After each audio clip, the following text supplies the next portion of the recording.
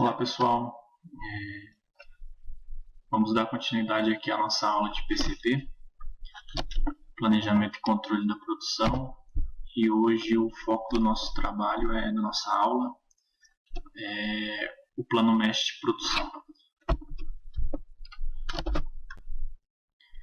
A gente precisa dar uma relembrada só aqui no nosso projeto da ABP, tudo que vocês já estão aí acostumados a verem, a pontuação, as entregas, e aqui está o nosso projeto que é avaliar e analisar o PCP na produção de uma indústria do setor de alimentação.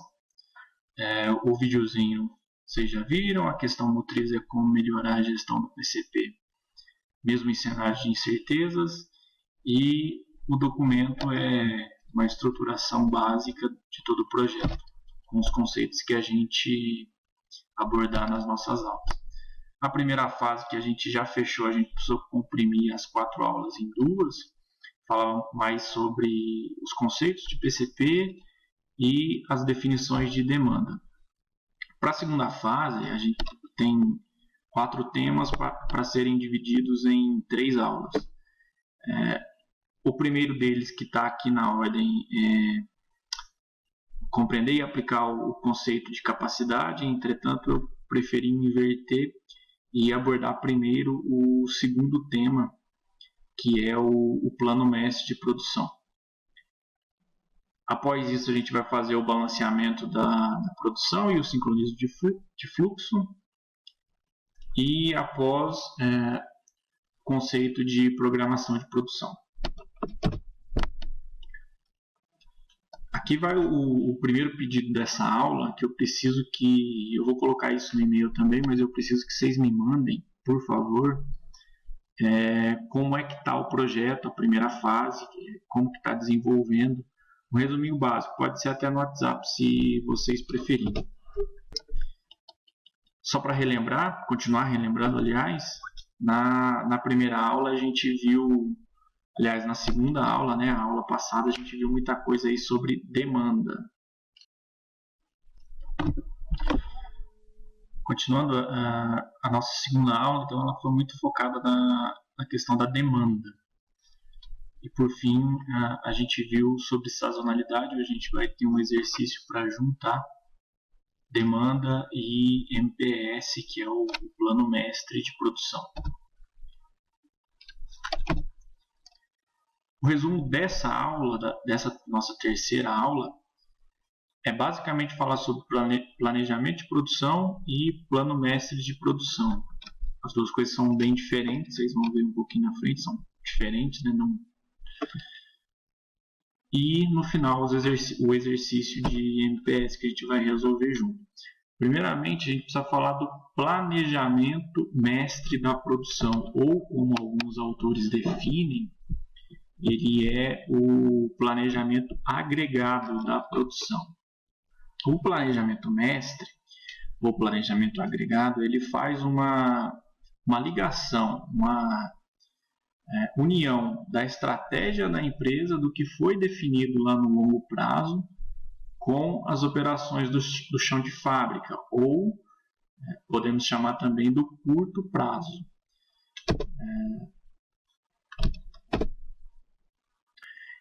O planejamento estratégico ele é típico do nível tático da produção, da estratégia da empresa, porque ele levanta os interesses da empresa em relação à mão de obra, contratos, compras, materiais e assim por diante. Dá-se muito ênfase aos prazos no planejamento mestre da produção, porque a gente precisa do material, do recurso num determinado período.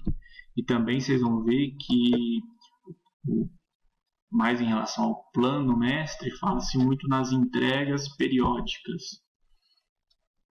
Ele considera as previsões de demanda e as metas de vendas.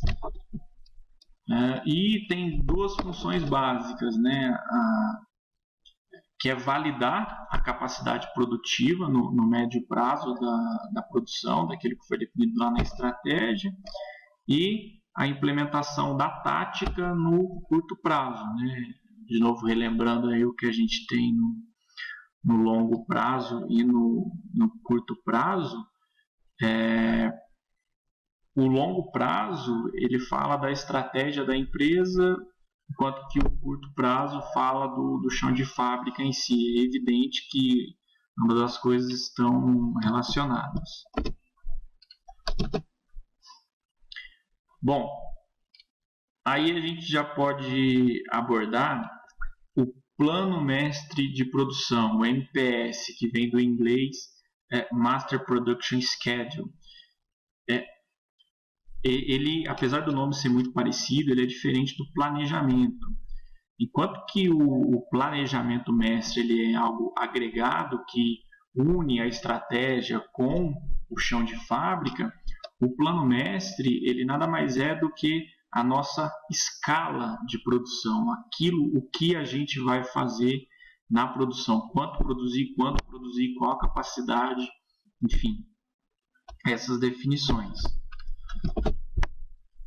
A gente pode defini-lo como o que a empresa está buscando em determinado período de tempo, quantas peças produzir num período de tempo, quanto de produto acabado fazer em um período. E de novo, a gente não pode esquecer que que o planejamento mestre ele é a união do longo prazo com o curto prazo, da estratégia com o chão de fábrica, aquilo que se faz lá na produção. Outra coisa que é muito, muito importante ressaltar é que o plano mestre, o MPS, ele é um resultado do planejamento mestre. Então, todo aquele planejamento do que a gente vai fazer na produção, ele o produto disso tudo é o MPS, porque o MPS que vai dizer para a gente quando é que a gente vai produzir e quanto a gente vai produzir de cada item. Essa questão do agregado e desagregado é muito simples a gente entender no seguinte: o planejamento mestre ele vê famílias de produtos, enquanto que o MPS, o plano mestre de produção, ele vê o produto em si. Um exemplo prático: vamos imaginar uma grande fabricante de chocolates. Ela tem diversos tipos de chocolates, né? Chocolate em barra, chocolate branco, 60% cacau, 70%, 80% e por aí vai. Isso está no planejamento agregado, no planejamento mestre da produção. Enquanto que cada produto, a manufatura de cada desses itens, ele tem o seu plano mestre. Então aí a gente desagrega essa produção e separa os itens. Enquanto que o planejamento agregado ou planejamento mestre da produção, ele olha quanto que a gente vai utilizar de leite, de cacau para a família do produto. O plano mestre de produção, ele aborda quanto que a gente vai utilizar de leite ou de cacau para um produto específico, por exemplo, para o chocolate 60% cacau.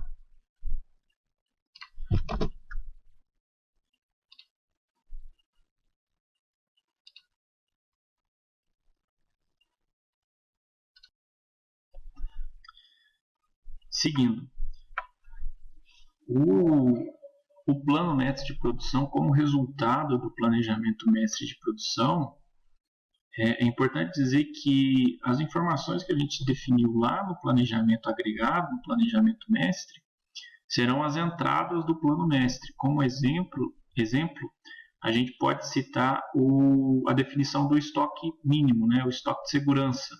Então, quanto que a gente vai querer deixar de estoque de segurança para não correr risco no futuro? Isso é definido lá no planejamento agregado e é uma das entradas do plano mestre. O plano mestre ele também dimensiona a quantidade e os momentos para que a gente produza cada item separadamente. Repetindo, enquanto que o planejamento agregado pensa na família de produtos, o plano mestre pensa em cada item separadamente, em cada produto em sua unidade, em sua produção específica. O plano mestre ele também aponta o que a gente deve fazer e quando tem que finalizar. Então, quando que tem que ser a entrega para o próximo período. Aí seja esse período dia, semana ou mês, ou até mesmo ano, né? Dependendo da produção. Se a gente imaginar aí a produção de um item de grande valor agregado, como por exemplo um navio, a entrega desse produto, o período geralmente é definido com prazos maiores, né? É diferente de fazer um chocolate em relação a um navio.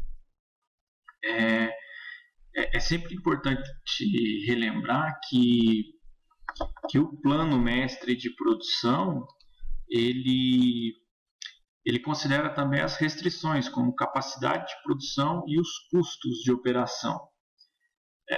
Outro ponto importante é que o planejamento mestre ele é agregado, ele une famílias de produtos. Por exemplo, o plano mestre ele desagrega, mas continua envolvendo outras áreas da empresa. Por quê? Para eu saber quanto que eu vou fazer de chocolate num determinado dia, numa determinada semana, eu preciso considerar se a minha capacidade de mão de obra ela é suficiente para aquilo. Portanto, aí já há um envolvimento com o RH da empresa. Outro ponto importante, outro setor muito importante é o setor de compras. Afinal, o material, o produto, a matéria-prima, ela precisa estar disponível no momento exato para eu conseguir fazer o meu produto acabado. E aí, outra área de exemplo é a logística, que precisa entregar o produto também, né, que o departamento de compras solicita, faz o pedido. Agora a gente vai passar aqui para o Excel, onde a gente tem um exemplo do cálculo do plano mestre de produção, e a gente já pode até emendar com um exercício que eu estou pedindo a vocês, e depois eu vou apresentar aqui o artigo sobre um artigo muito legal sobre a proposta de um plano mestre de produção. Então vamos lá. Vamos imaginar que a gente tem dois exemplos de cálculo de plano mestre, tá?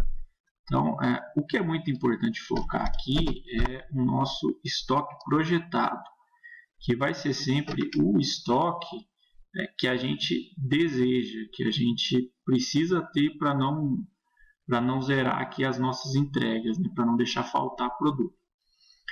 Então, nesse exemplo aqui, a gente tem um lote de produção de 200 unidades. É importante sempre analisar tudo que está restringindo o nosso processo para não deixar passar nada. Então, o lote de produção ser 200 unidades já é a nossa primeira restrição.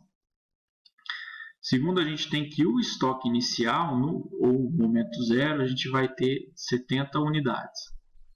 Aí aqui estão os períodos, né, de 1 a 8, a previsão de vendas e os pedidos em carteira. Por que tem alguns aqui que estão em negrito? A demanda que a gente vai considerar vai ser sempre o que for maior entre a previsão de vendas e os pedidos em carteira. Pode ser que num determinado mês, num determinado período, a previsão de vendas ela seja menor do que os pedidos em carteiras. Isso significa que a previsão está errada? Não. Isso significa apenas que naquele mês um vendedor ou alguns vendedores conseguiram colocar mais pedidos em carteira do que a previsão de vendas nos mostrava. Então, vocês podem ver aqui que nessa nossa linha, a gente considera sempre o valor maior entre previsão de vendas e pedidos em carteira. É óbvio que os pedidos em carteira eles tendem a diminuir porque não se costuma fazer pedidos com muita antecedência, né? Claro, isso dependendo do produto. Por isso que ele vai caindo aqui lá no mês 5, período 5, os nossos pedidos em carteiras colocados no momento 0 são apenas 2, enquanto que no período 1 a gente tem 65 pedidos em carteira.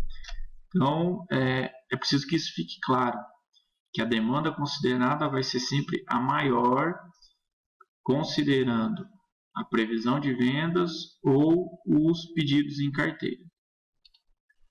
O estoque projetado, só voltando, né, apenas como conhecimento para vocês, né, é possível fazer aqui a fórmula no Excel, essa fórmula aqui, que ela pega o máximo entre 50 e 65.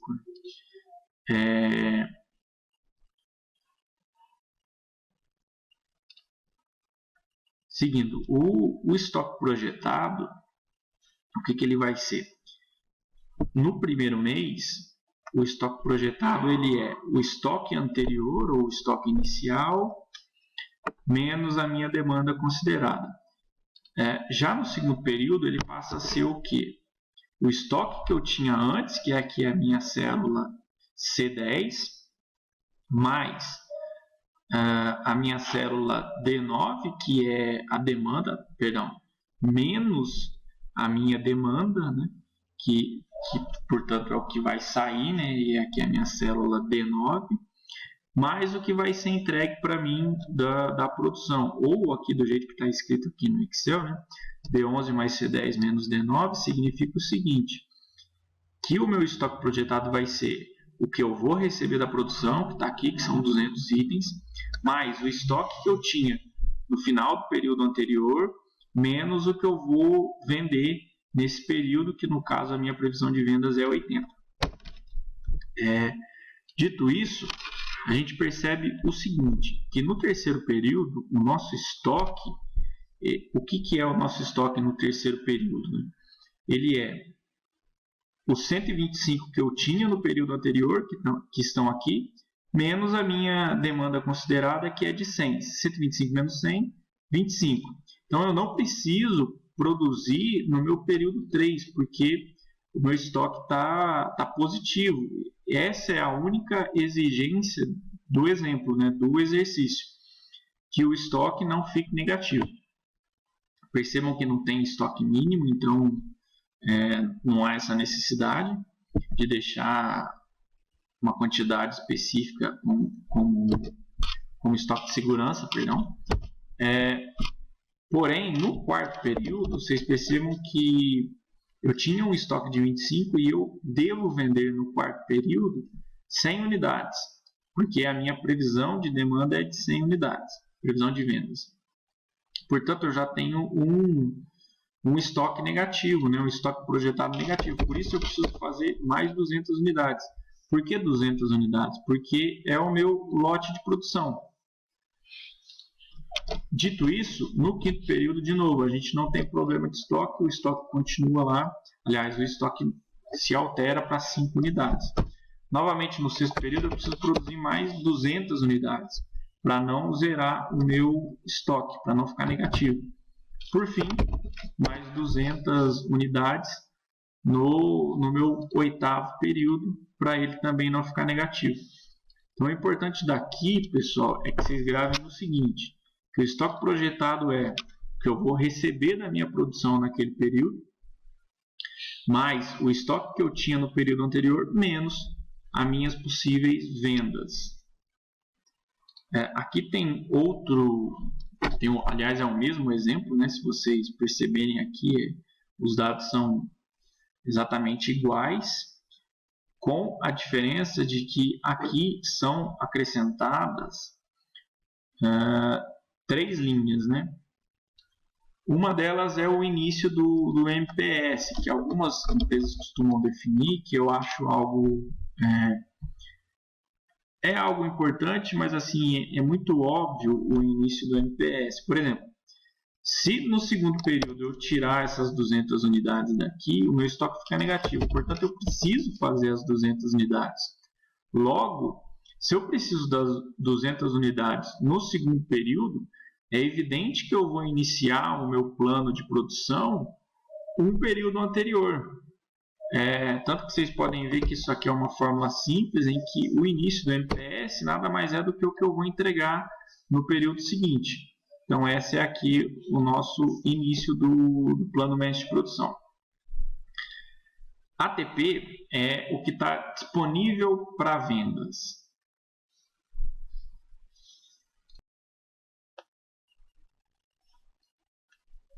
Dito aqui que o início do nosso MPS ele é sempre um período anterior ao que eu vou precisar do produto, a gente tem o que a gente pode prometer para vendas, né, que é chamado de ATP, traduzido do inglês, Available to Promise, que significa disponível para prometer, né, disponível para venda nesse caso. Né. Então, o que eu tenho disponível para venda é definido como o seguinte: no primeiro período, ele é apenas o estoque que eu vou ter projetado. Então, se a gente partir aqui para o segundo período, o que eu posso prometer para vendas?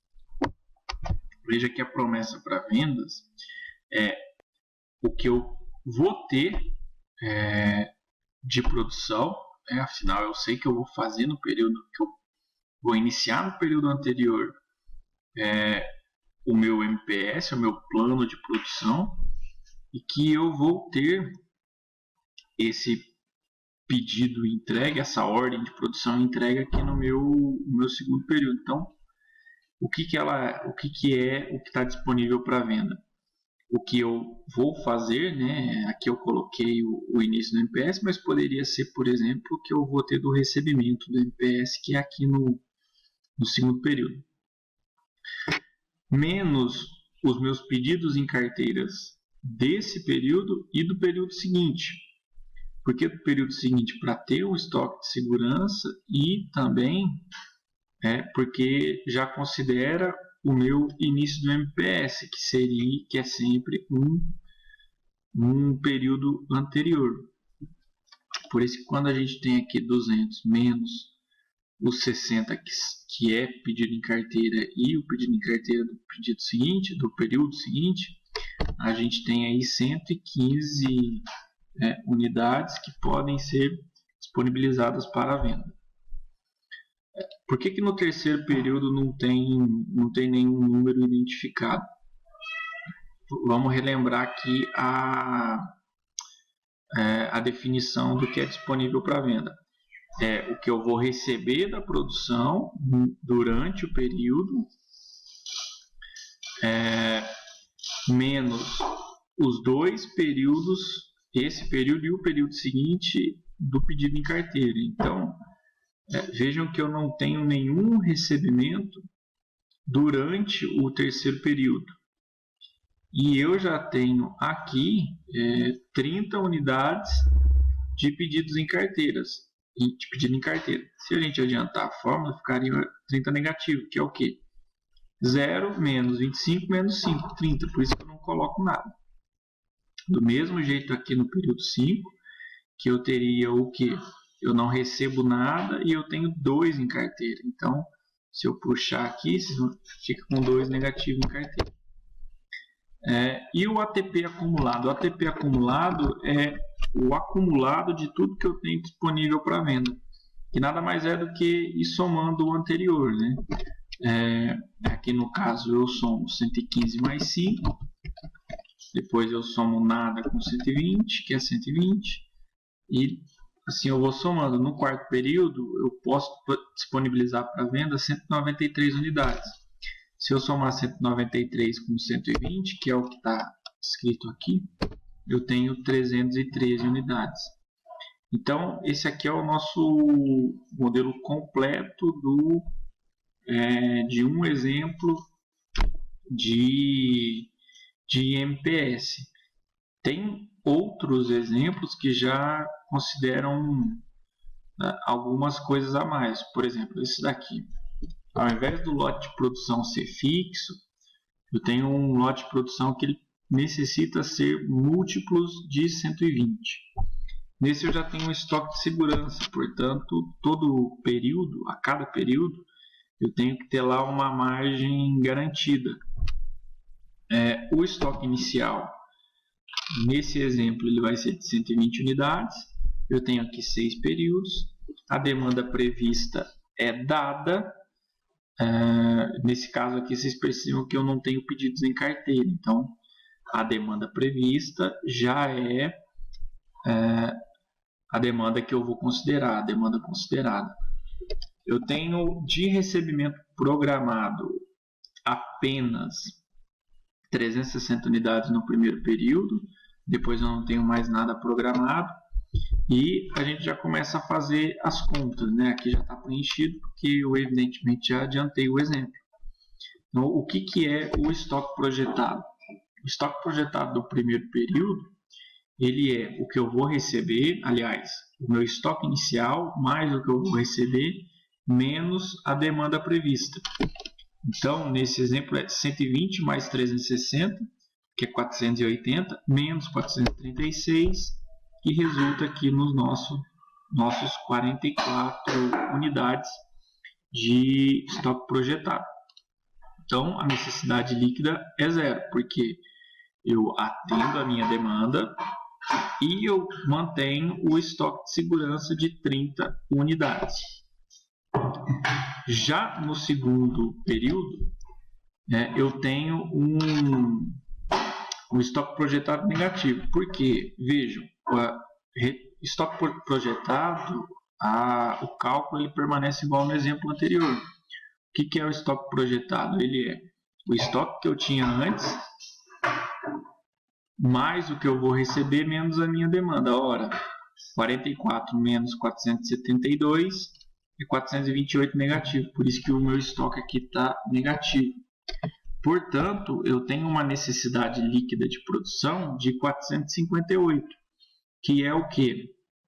Esses 428 que eu preciso produzir, mais o meu estoque de segurança.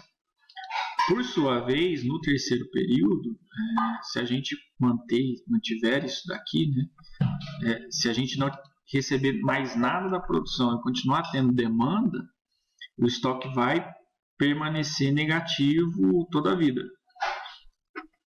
Por isso que, se eu tenho aqui uma defasagem de 428, eu tenho uma dívida de 428 unidades, e eu vou receber mais uma demanda de 614, eu vou ter 1.042 em estoque projetado negativo. Por isso que eu preciso fazer mais 614 unidades e assim por diante. Se eu preciso fazer 1.042 e eu vou ter uma demanda no quarto período de 676 unidades, aumenta aqui meu estoque projetado negativo e eu tenho uma necessidade de produção. Percebam que a necessidade de produção ela é sempre igual à minha demanda, porque o estoque de segurança ele já está aqui, ó. Ele já está nesses 458. Então vamos começar a fazer o nosso plano de produção. Também nesse exemplo, eu preciso ter um estoque de segurança de 30 unidades. Então, zerar o estoque projetado não é suficiente. O que eu preciso? No segundo período, percebam que eu tenho um estoque projetado. Vamos esquecer aqui essa linha de necessidade líquida por enquanto. Percebam que eu tenho aqui um estoque projetado de menos 428 unidades. E a minha produção é em múltiplos de 120. Então, quantos lotes eu vou fazer? Eu vou fazer 4 lotes, que são 480 unidades.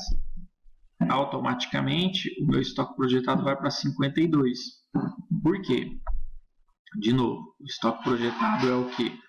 É o meu estoque anterior, 44. Mais o que eu vou receber da produção, 480. 44 com 480, 522. Menos a minha demanda prevista, que é de 472. Por isso, 522 menos 524 menos 472, sobram 52 unidades.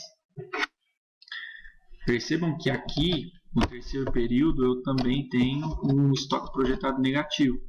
Então, novamente, eu preciso fazer um plano de produção para ser entregue no terceiro período. E esse plano de produção ele é o que? 600 unidades. Por quê? Eu preciso sempre fazer em lotes múltiplos de 1.000 de 120 unidades e eu preciso sempre deixar um estoque mínimo de 30 unidades. Por sua vez, no quarto período, eu tenho de novo um estoque projetado negativo, ou seja, eu preciso entregar mais uma produção. Dessa vez eu vou entregar 6 lotes de produção. Por que 6? Se eu entregasse 5, que são 600 unidades, eu continuaria negativo. Então eu produzo mais 120 e faço essa entrega. No quinto período, novamente 600 unidades.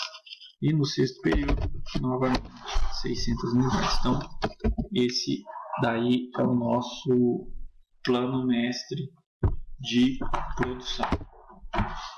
No gráfico de baixo, aliás, no quadro de baixo, a gente tem uma outra projeção do MPS, do mesmo MPS,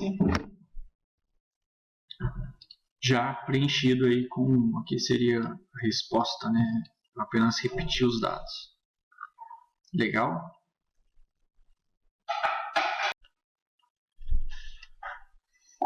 Para a gente finalizar, esse slide exibe os itens importantes de um MPS, de um plano mestre de produção, sendo eles demanda, e aí a gente considera, aliás, a gente aborda previsão de demanda, pedidos em carteira e demanda considerada. Sempre lembrando que a demanda considerada é o que for maior entre pedidos em carteira e previsão de demanda.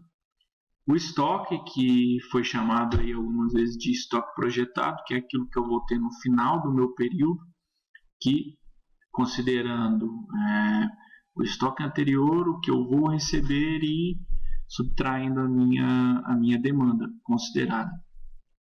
O estoque de segurança, que pode ser entendido como uma restrição, eu sempre tenho que manter um estoque de segurança. As restrições, que são a capacidade de produção, que a gente vai abordar no próximo capítulo. O que vem anterior à minha demanda, tudo isso pode ser tratado como uma restrição. A TP, em alguns casos, não é abordado, o que eu deixo disponível para vendas, mas é importante que vocês saibam que o que eu posso deixar disponível para venda é o que eu vou receber menos os meus pedidos em carteira do período atual e os pedidos em carteira do período seguinte. Por fim, o mais importante do plano mestre de produção é que vocês saibam que o estoque projetado, meu estoque final, num determinado período, ele é o que?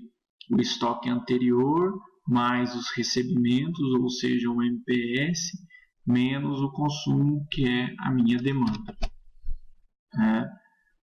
Para finalizar, a gente tem dois pontos aqui, duas atividades que eu preciso que vocês façam e me enviem. Elaborar o plano mestre de produção do projeto de vocês, lá em relação ao chocolate, e resolver o exercício que eu vou enviar no Excel. Para fazer o plano mestre do trabalho de vocês, vocês têm duas opções. Vocês podem aí, simular uma demanda, prever essa demanda e fazer o plano mestre, e vocês podem também utilizar como base o plano mestre que tem nesse artigo aqui.